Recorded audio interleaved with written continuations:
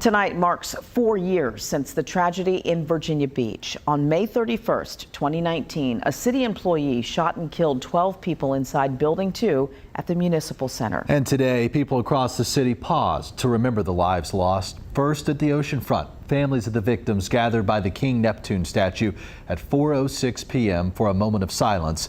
That's the time the first 911 call came in. Loved ones also released white doves in honor of each victim. People also stopped by to reflect the Forget-Me-Not symbol on the side of Mount Trashmore. And new tonight, the city held a candlelight vigil outside City Hall. Sarah Hammond was there and shares the stories of first responders who were there on that day. 4 years ago today, this city was rocked by unspeakable tragedy. On May 31st, 2019, a city employee walked into Building 2 at the Municipal Center and opened fire. Regrettably, that day, 11 innocent employees and 1 innocent citizen were taken from us too soon. I overheard on the police radio there had been a report of shots fired. Sergeant Brian Ricardo was one of the first inside. As I entered the building, I could hear gunshots upstairs. The fire alarm was sounding. He recalled clearing the building with his fellow officers, but felt a duty to do one more thing before he left. Walked around the 3 floors to check on my officers. I made it a point to stop and touch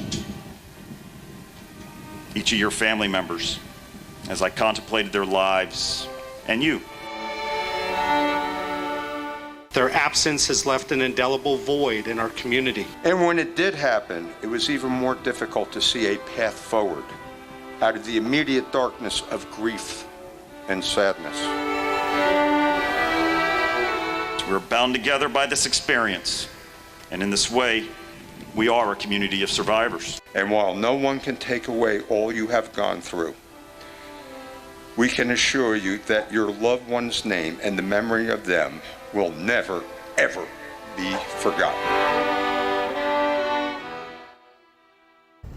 Virginia Beach is still working to create a permanent memorial for the victims. In March, after months of reviewing proposals, the 531 Memorial Committee selected a final design firm for the project, Dills Architects with SWA. Their plan includes a survivor's grove with dogwood trees and forget-me-nots, a hero tree to honor the first responders who were there that day, and a reflecting pool to lead visitors to a memorial wall with the names of the 12 victims.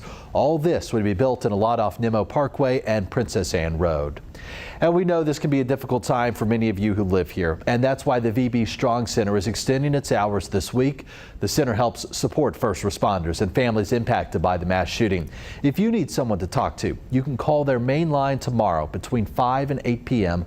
or just email the address on your screen. The center recently received a grant that will allow it to remain open until 2024.